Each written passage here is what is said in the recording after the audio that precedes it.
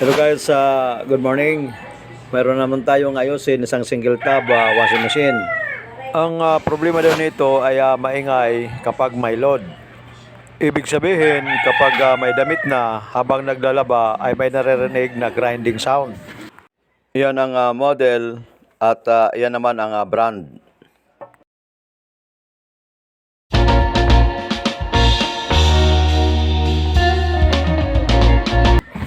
Dito guys, tatanggalin muna natin itong mga naiwan na drain hose. Dahil sabi ng customer ay ito ay matagal na daw hindi ginagamit.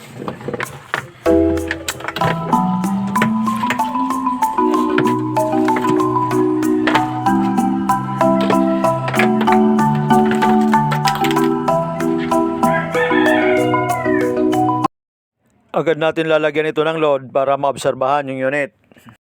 Hindi na natin dadamihan ng damit at tubig. Ang importante makapag-testing tayo. Lalo na dito sa area namin mahina yung tubig.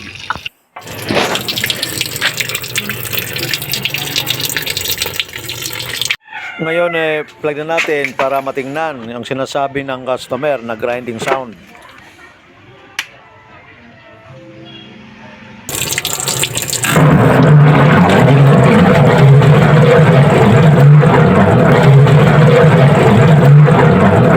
Kung maobserbahan nyo guys, ito ay maingay at may grinding sound siya na naririnig.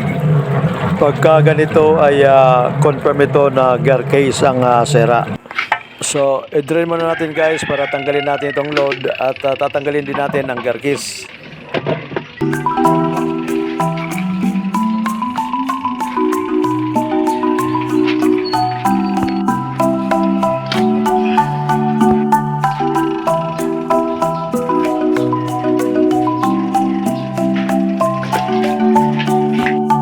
Operation backlash na naman tayo guys.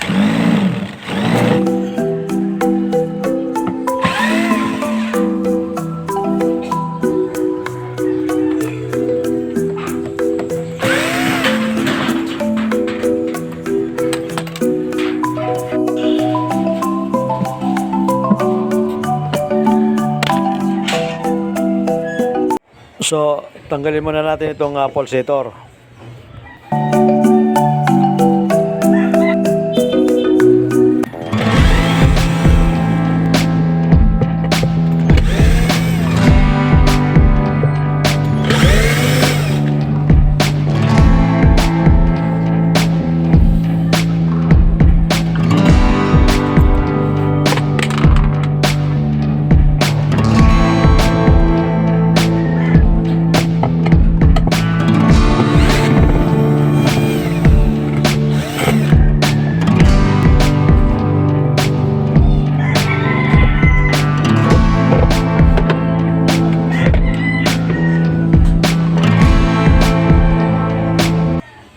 Ayan na guys, natanggalan natin yung pulsator. Ang susunod natin na gagawin ay tatanggalin natin yung gear case. Yan ang spacer washer.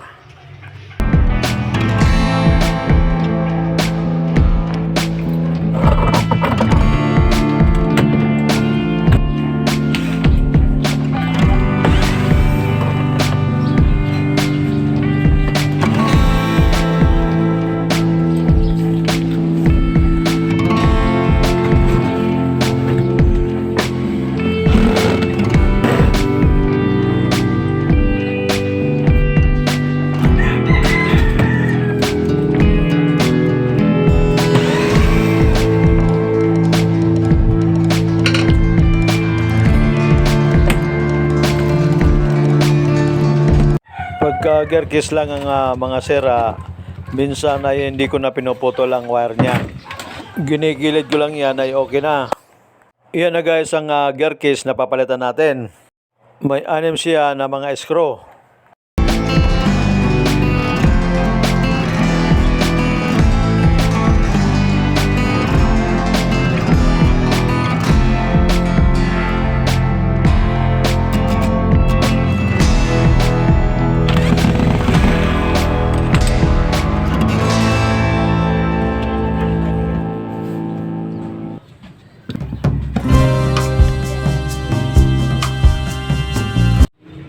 Yan na guys ang kanyang gear case. Kung makikita nyo, yan ay square type yung kanyang shaft.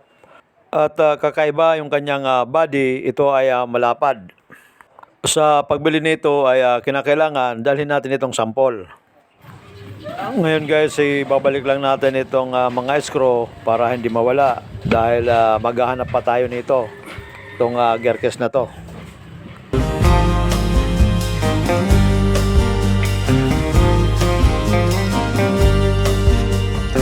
Iyan na guys ang bagong gear case natin.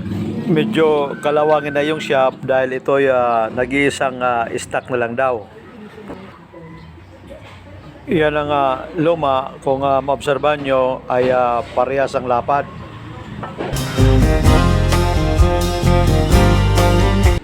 At parehas ang distansya ng pulley. Ngayon guys, ikakabit na natin itong bagong gear case.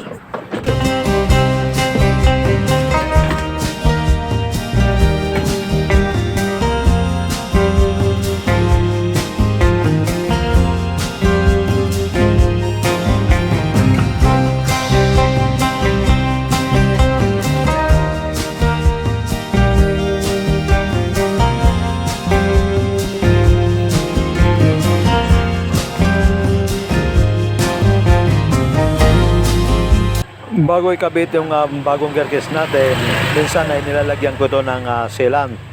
Itong paglagay ng sealant, ito ay optional. Dahil ang mga gear case natin ay may mga rubber gasket naman yan. So, pwede lagyan, pwede naman hindi lagyan.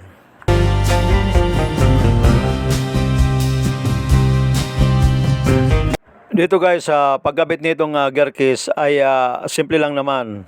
Dahil ito ay mga pre-guided mounting screw.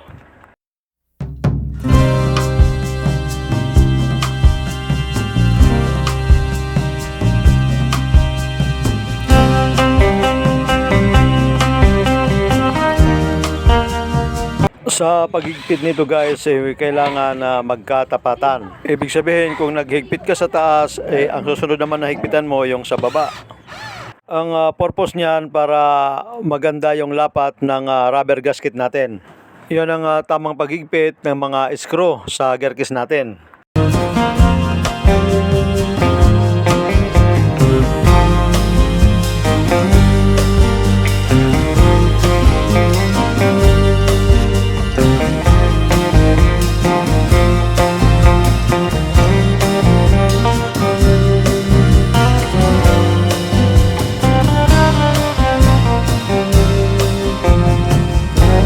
Yan guys, tapos na natin may kabit yung gear case. Ang susunod natin na gagawin ay assemble natin itong body.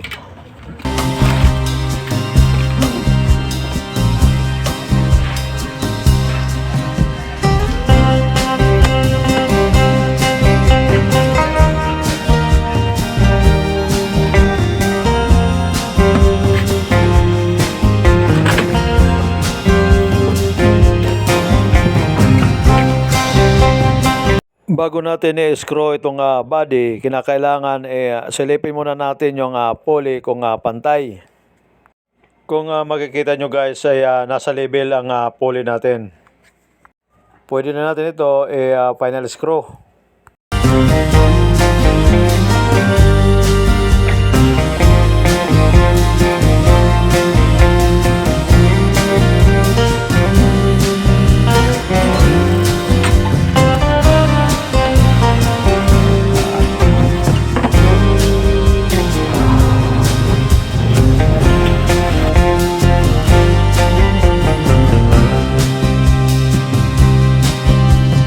Dito guys, dahil luma na yung kanyang belt ay pinilitan ko ito ng bago. Simple lang naman ang pagkabit nito. Unahin nyo palagi sa pulley ng motor, isabit bago sa pulley ng gear case. At pagkatapos, saka nyo ikutin ngayon ng pulley ng gear case.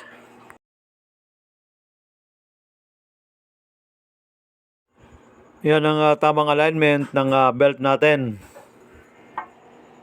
Ayusin muna natin yung wirings bago tayo mag-proceed pagkabit ng pulsator.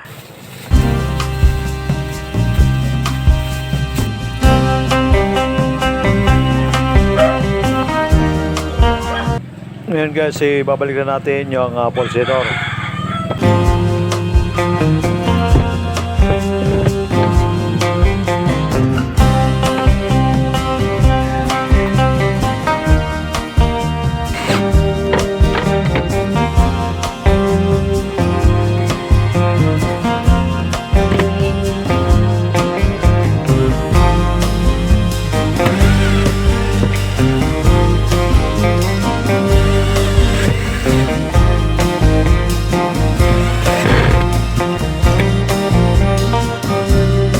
Ngayon, muli tayo maglalagay ng tubig at damit para mag-testing na tayo.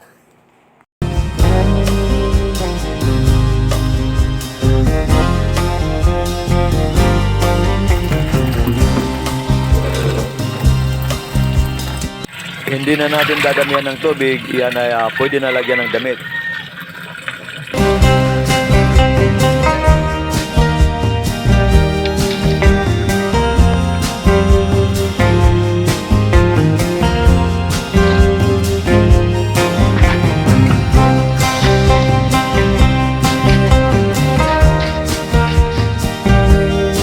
Ngayon, muli natin i-plug para maobserbahan yung unit.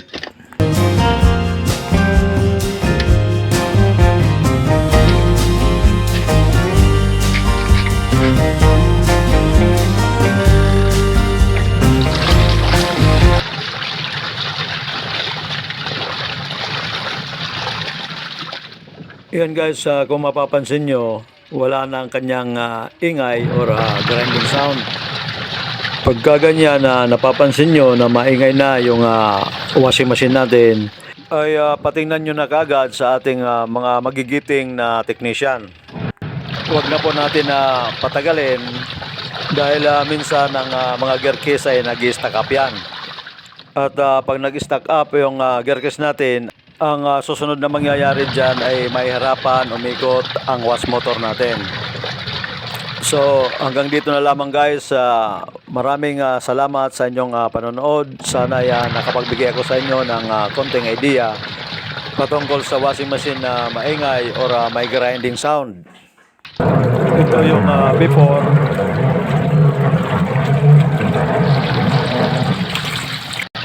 Ito naman yung after.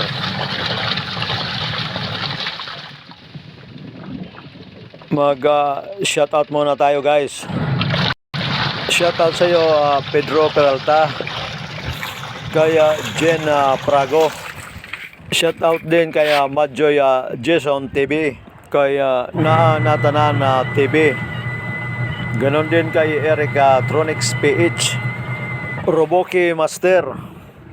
Ganon din kay Leodatic TV. Shoutout din sa iyo P. Asas Vlog, kaya Christopher Abog. Shoutout din sa iyo Lex TV Official. Ganon din sa iyo Enteng Butingting. At shoutout din kay Abog 5 Policarpo. Guys, maraming salamat sa inyong panonood at Merry Christmas.